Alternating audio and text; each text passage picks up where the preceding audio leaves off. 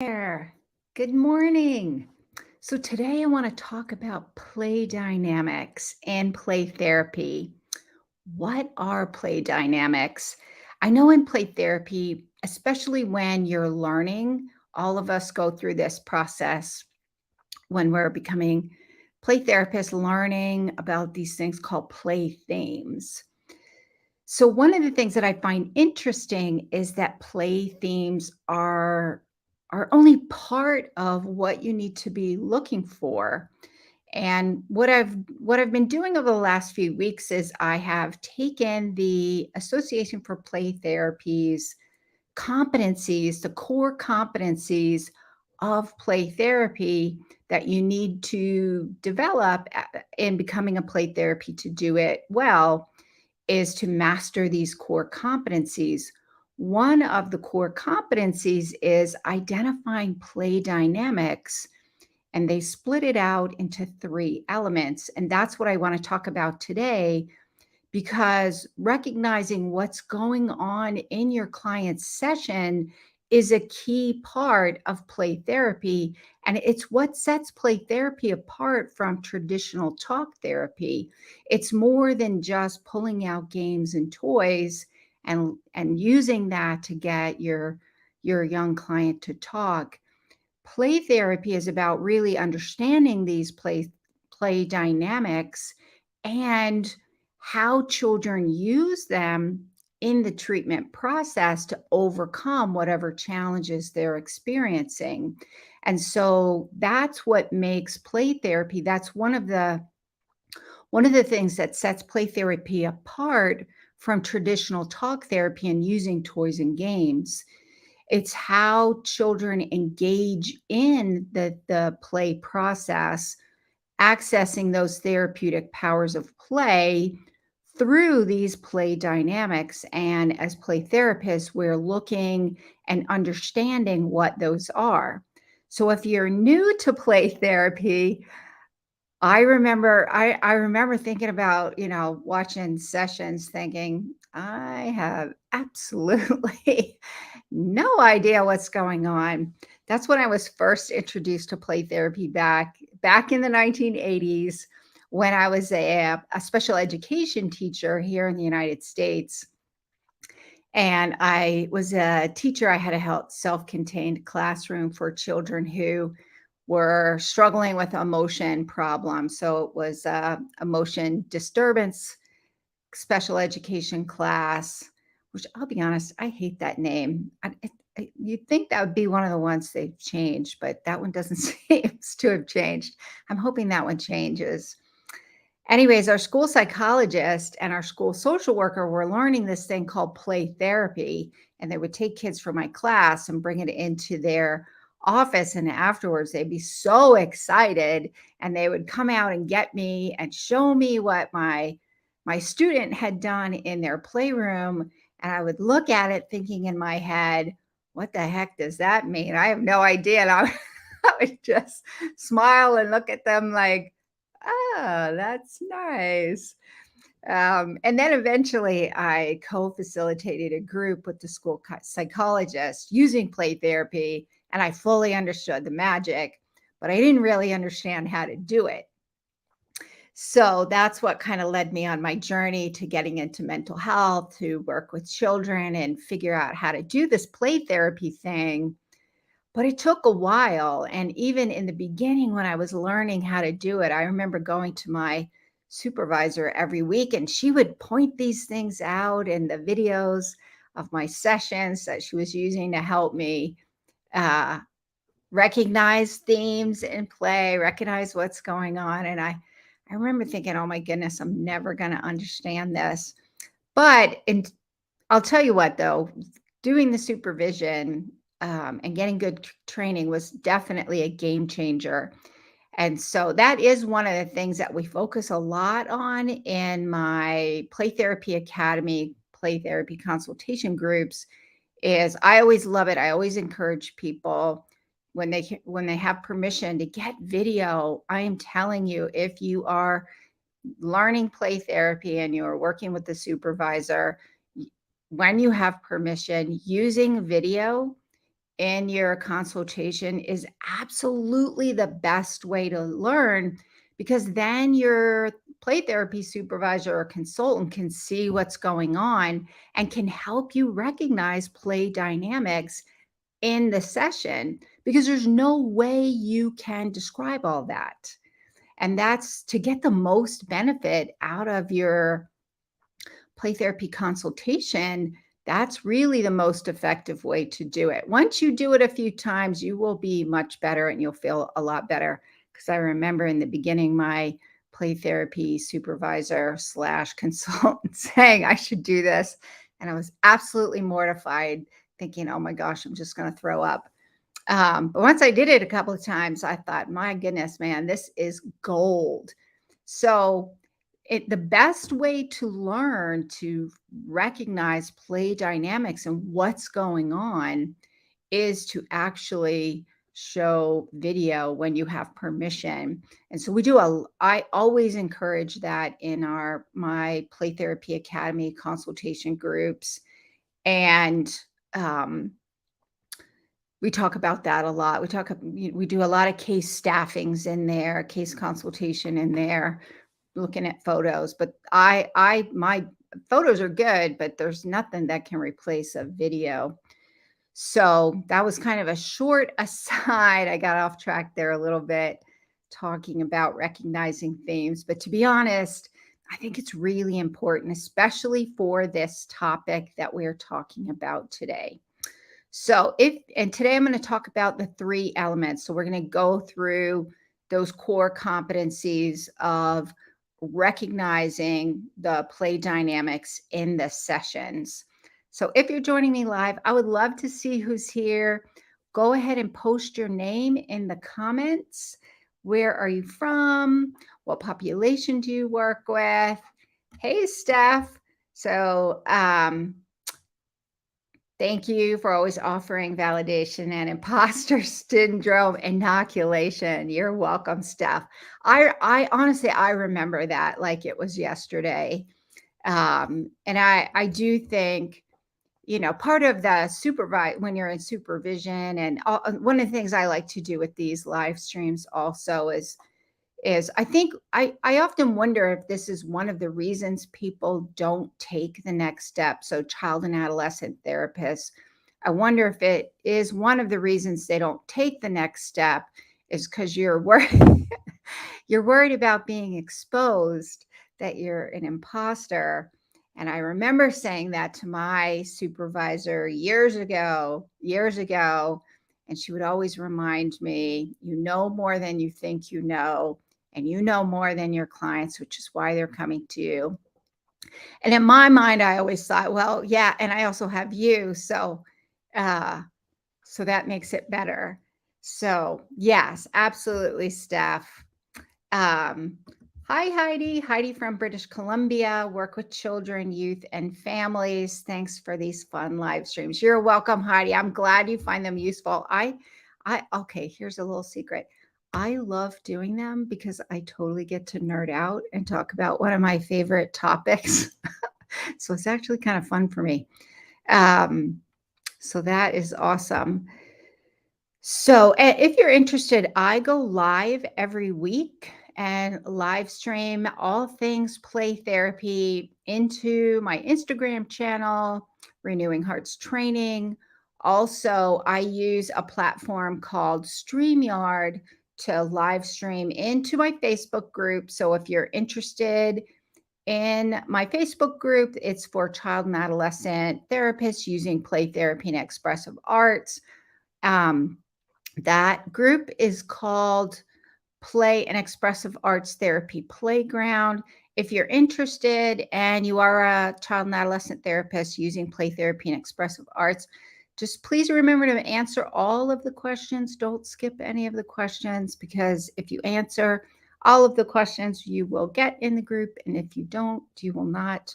Happens all the time. I always feel bad. So I always like to mention that so you can get it.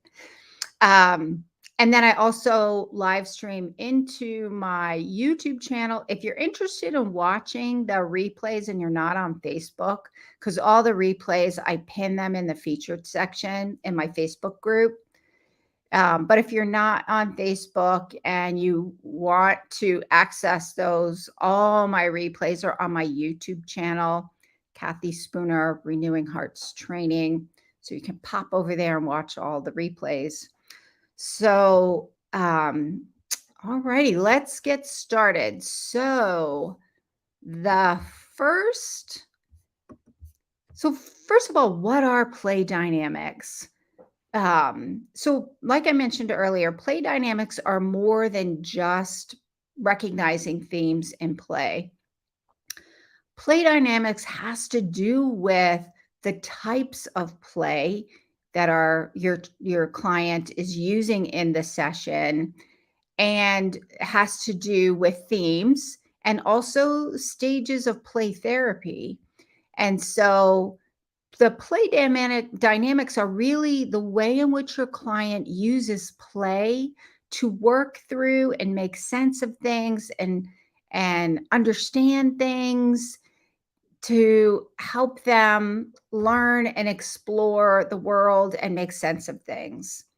So in the play therapy room, what you're doing is identifying what those are and how those relate to the mental health, social, emotional issues that your client is working through. So you use that information to make sense of what's going on for your client, where they are in the change process, and that's going to help you with your clinical decision making, and also help you to understand whether your case conceptualization was on target, or maybe it needs a little bit of adjusting as you're getting to know your client better. And so that case formulation is what case conceptualization is what helps you with your treatment planning. And if you're interested in that topic, because I think that's a really important topic, we also talk about that a lot in my Play Therapy Academy program, and in our group meetings as well. So if you're interested in that topic, you can watch some of my replays where I go over that in a little more depth. I also have a course on getting grounded in play therapy, case conceptualization. I'll talk a little bit more about that at the end if that's something you're interested in. I do think it's an important skill for play therapists to have, is that case conceptualization and using that for your treatment planning process, and kind of also your clinical decision making throughout the process. So I'll talk a little bit more about that at the end. That being said, this whole concept of play dynamics has a key role in that. So it's important to understand what those are. And so within the play dynamics, one of the things that you are learning to recognize and understand are types of play. So there are different types of play that children will engage in. And some of this has to do with their personality, also some of their wiring, and the issues that they're working through, the dynamics going on in the home. All of these things are important to keep in mind. What you're doing, though, is you're looking at the type of play your client is using. You're looking at the type of play they're using, the beginning, middle, and end. That's where the stages come in. You're looking to see how these types of play may change and what's going on with that. So there are different types of play that you'll observe. And I'm not going to go into depth because that's beyond the scope of this live stream. What I wanted to do is kind of give you an overview of what those are, so that you kind of have an understanding of what play dynamics means when we're talking about play dynamics, and how that relates to your work with children using play therapy. So the different kinds of play are aggressive play, nurturing play, pretend or fantasy play, constructive play, exploratory play, social play, games with rules, all those different types of play. And what I found is it's kind of unique to your client. Some clients go straight into, they spend very little time in exploratory and they'll go right into the aggressive play, and they may stay in that for a little while. They may try out some pretend as they're trying to work through different roles and understand things, do some creative problem solving using fantasy play.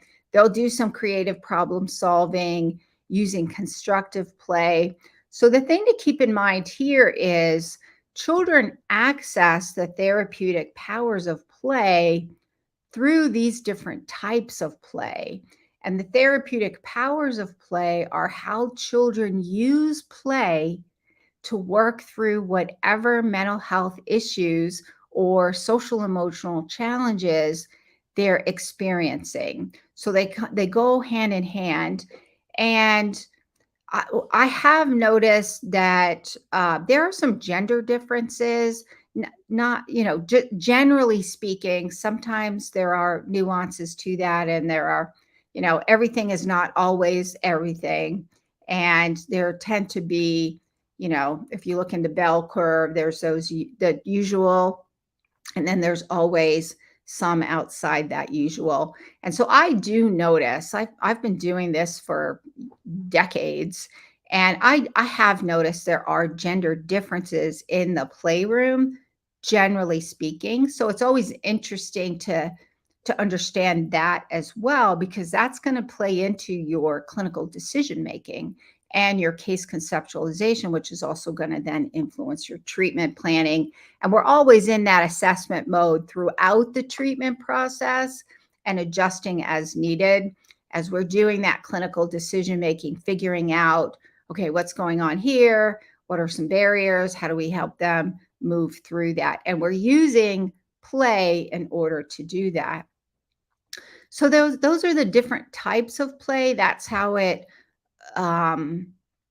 relates to play therapy and the kind of the overall play therapy process.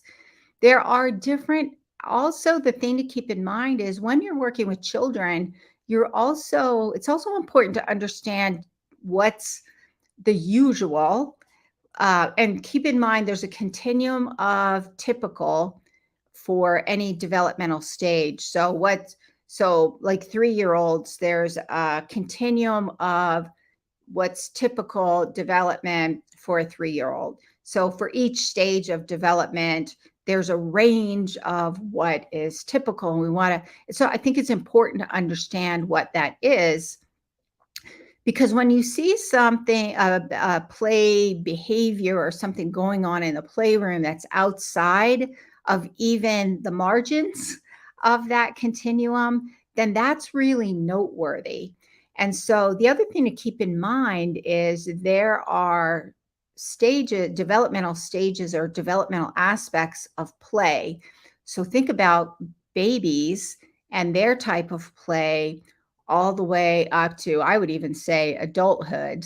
So there are different stages of play, and these are also part of the play dynamics that you're looking at and understanding. But also the other thing that you're looking at with some of these typical developmental stages of play, there's a continuum of that, and we want to make sure to be mindful of unique individual differences for each of your clients. So all of these things factor into recognizing play dynamics. And so just to kind of briefly go over play stages of development, there's unoccupied play, which is typically for infants and really small children. Solitary play, they're beginning to engage in the play process and use that play process to kind of explore things. But this time they're playing more by themselves. There's onlooker play, which is, kind of makes sense. They're looking on and observing. And here's the thing that I think is important to understand this, like I was just mentioning about what's typical developmental stage of play.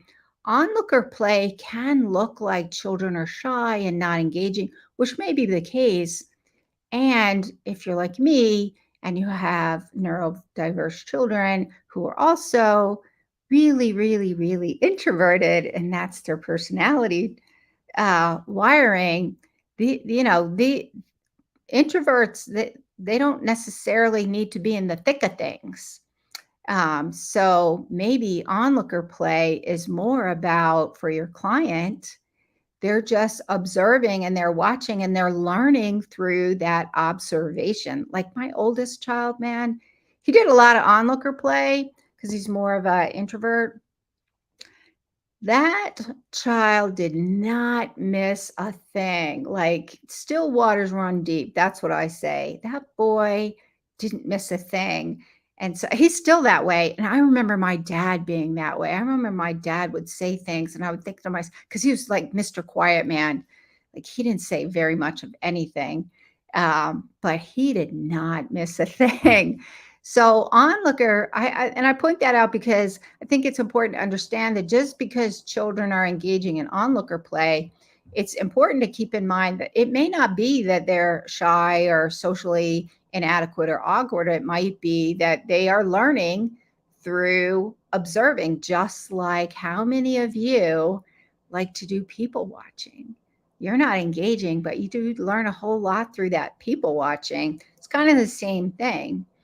And then the next stage is parallel play. So Facebook user says, being an introvert in a world that celebrates extroversion is hard. Yes. And in fact, if you're interested, because my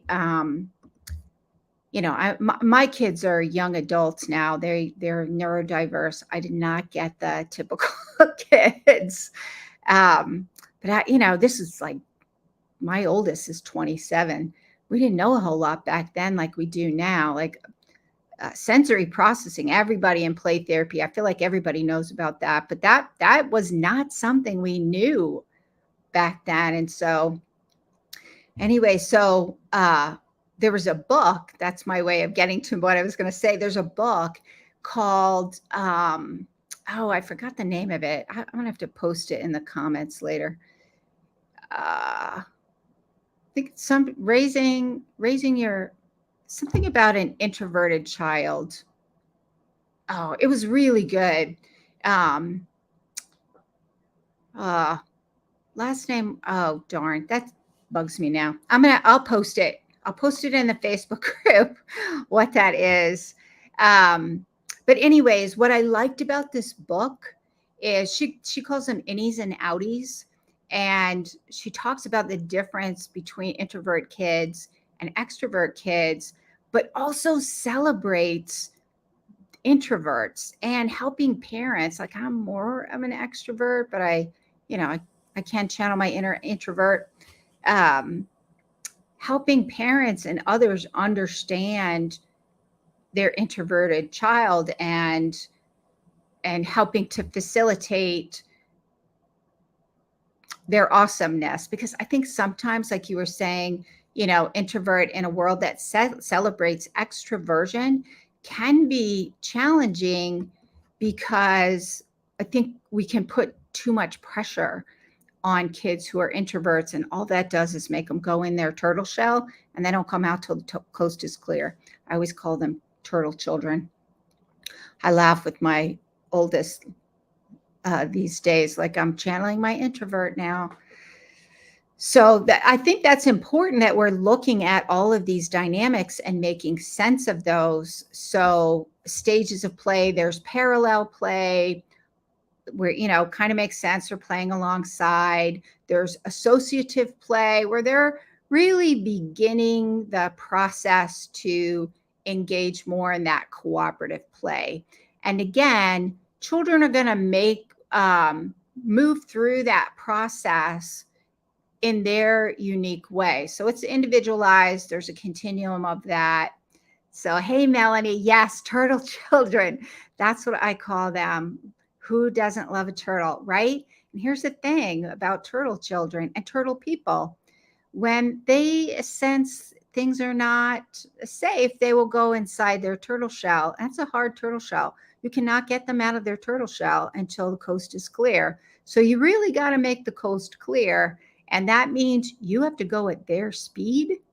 You cannot rush them. They will not be rushed. Have you ever tried to rush a turtle? They're happy in their turtle shell. It's safe and comfy, cozy in there. They can outlast you in the turtle shell. So you got to go at their speed and understand that they will come out when they're ready, and don't push them. So yeah, so the understanding the types of play is really important. So the next thing to understand about play dynamics is themes. We talk a lot about themes in the play therapy world. Why do we do that? What the heck do we mean when we're talking about themes? And keep in mind, themes are one component of play dynamics, because all of those other things that I mentioned about types of play and stages of play are important as well. Play themes are actually, here's how I define them. It's the psychological manifestation through the play that children are using play to help them work through whatever it is that they're working through. This is how you can see what is going on with them using the play process. And what you're doing is you are learning how to recognize the themes when they show up, what they mean. You're noticing any shifts in the themes, how they're using the play to work through that process.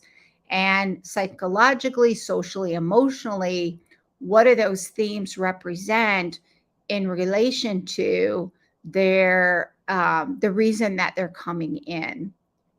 So what is the purpose that play themes serve in play therapy? So this is how you're going to know what's going on with your client, and you're observing any shifts in the themes you're noticing. And this will also help you understand what we're going to talk about next, which is where they are in the play therapy process. What stage of play therapy are they in? So you're identifying and you're recognizing the psychological manifestation through the play process of what's going on with your client. This is, again, this is a critical difference between play therapy and using talk therapy and pulling out games and art supplies to get your client to talk. Children are going to talk through the play. Adults are going to talk using their words to tell you what are going on. Children are going to use their play to tell you what is going on. So recognize, and this is where recognizing themes comes in, because you're recognizing the themes of what is manifesting in the playroom and where they are in the play therapy process. Any shifts or changes that go on in the play therapy process. So the next play dynamic is stages of play therapy. And so how does this matter in the overall provision of play therapy? How does all this fit together? How do these play dynamics fit together with types of play, themes of play? Well, you're tracking these through all the different stages of the play therapy process. And you're recognizing where the child is, what the change is, if they're making any change, or if they're gaining any mastery. You're looking at that through the play process and the themes that are manifesting. And this is, to me, this is one of the reasons it's really important to get into a good consultation group program or individual consultation, whatever meets your needs, because this is a projective modality in many, many ways. You're having to manage your, it's that whole transference and countertransference thing, projection, recognizing what's me and what's not me, recognizing what comes up in me and what does that mean as it relates to my client, and then how do I use that information clinically. I i once had I had somebody say to me one time, this was not a play therapist. In my head I was trying to think, okay, don't be mean, Kathy, don't jump down her throat, she's doing her best, how can I say this in a way that educates and helps to understand, and maybe even gain a new convert to play therapy, that'll be useful to this person. And one of the things I wish I could say this was something I didn't hear very often. And I'm sad to say that is not the case, which is also one of the reasons I do these live streams, is really kind of help to promote what is play therapy and how it's different. Um, which is what this person's, and I've heard this a few times, which is, oh, they're going to play it out, and then I'll just make sense of it. But what I knew about this person and the people that I've heard this from is they don't know how to do that because they've not taken any training. They've not gone through any supervision. And to me, that's a dangerous thing. I remember being that way. I remember decades ago when I could not find a play therapy supervisor, and there were play therapy rooms, and my supervisors would say to me, oh, just do the best you can. And I remember watching my client do amazing things in the playroom and thinking, I have no absolute idea what's going on here right now. And it felt horrible. And yet it still happens. And so to me, that's one of the reasons it's really important to get good training and consultation. Um, So Facebook user says, I need help with tweens. They often feel too big to play, but they don't yet have the cognitive abilities to talk, Freudian style, or they're grumpy adolescent boys that don't want to show their hearts. Oh, so true. Yes. And in that way, I use play therapy. So once they get into their adolescence, they're the tweeners, they're moving in that direction. We can still use the therapeutic powers of play. Their play looks different. They do like playing. They just play differently. Boys, generally speaking, some boys they are more artistic and creative, so you can get them to use art and maybe Santra. You can see all my miniatures behind me. I use that a lot. Or games. Some boys are more active. You can use the therapeutic powers of play and using more directive activities. That is one of the way, and to get them involved using some of the expressive modalities like art or music. I love using poetry. You can use games. So they tend to have more directive. They tend to be more directive, and you tend to have to talk to them more.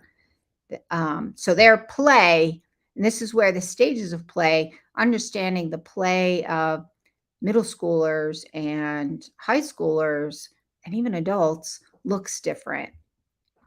So with the stages of play, your theoretical model is really going to influence how you make sense of what's going on in the playroom. Your theoretical model is going to influence how you make sense of the problem and how you're going to help what it's going to look like to get your client through all the stages of the play therapy process. So that's the other thing for play therapy is rooted in a theoretical model that dictates how children are going to access those therapeutic powers of play for change, and how you show up in the playroom, how you make sense of what goes on from session to session to session.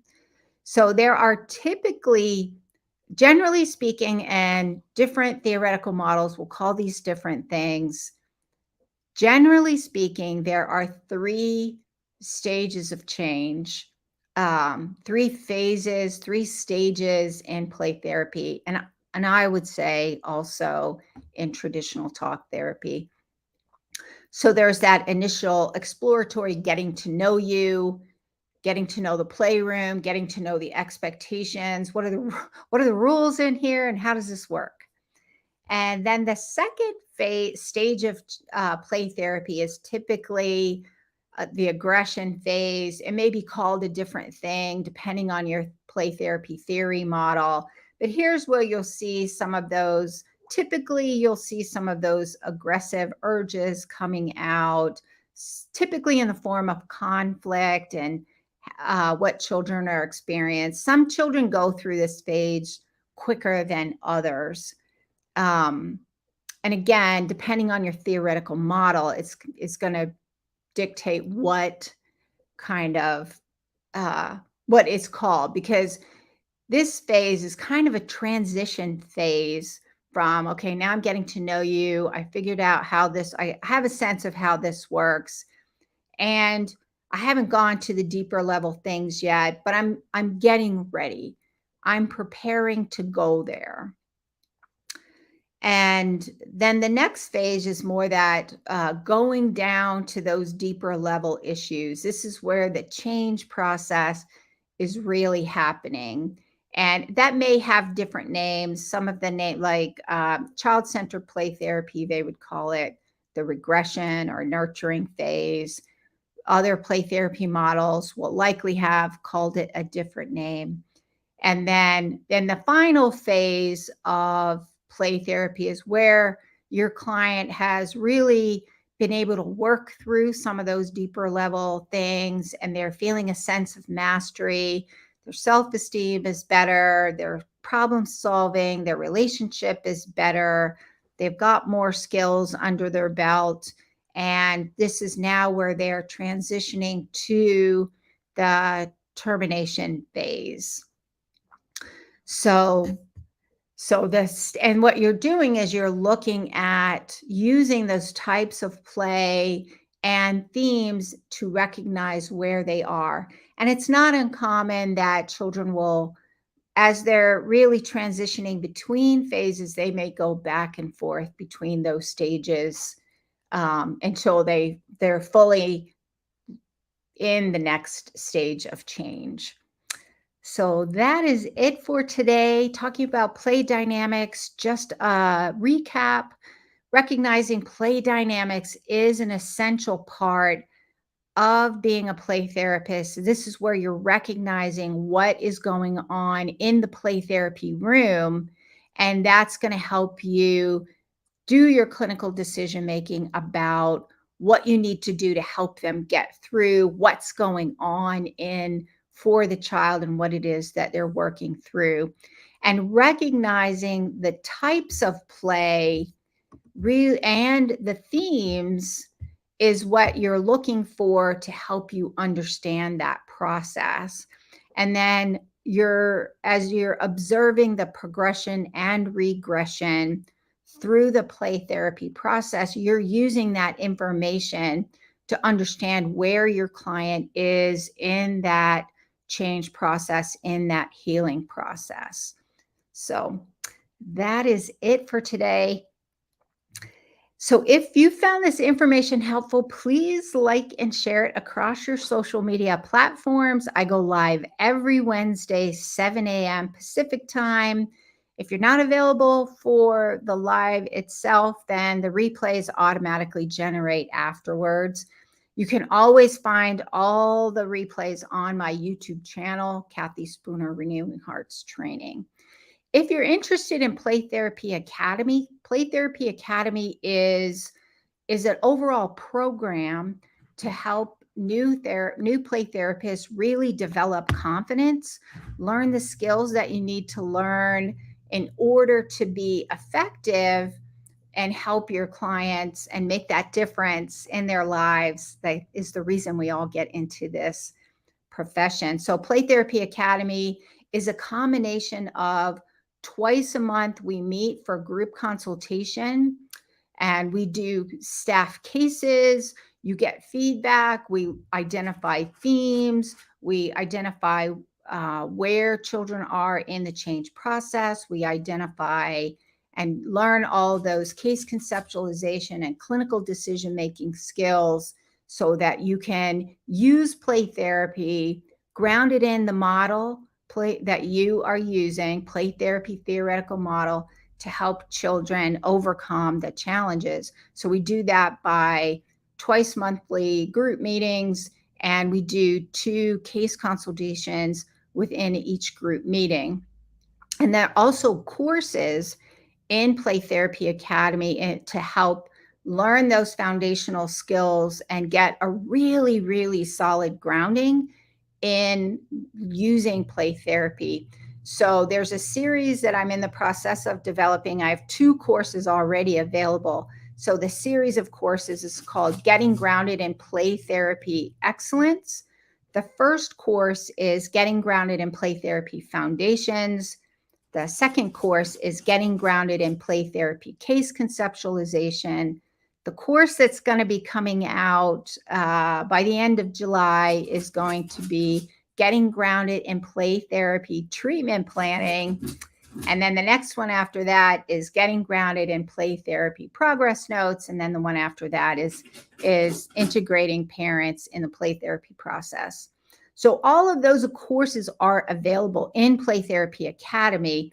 If you're interested in Play Therapy Academy, then hop over to my website at rhplaytherapytraining.com. On the courses page, you'll see information about Play Therapy Academy.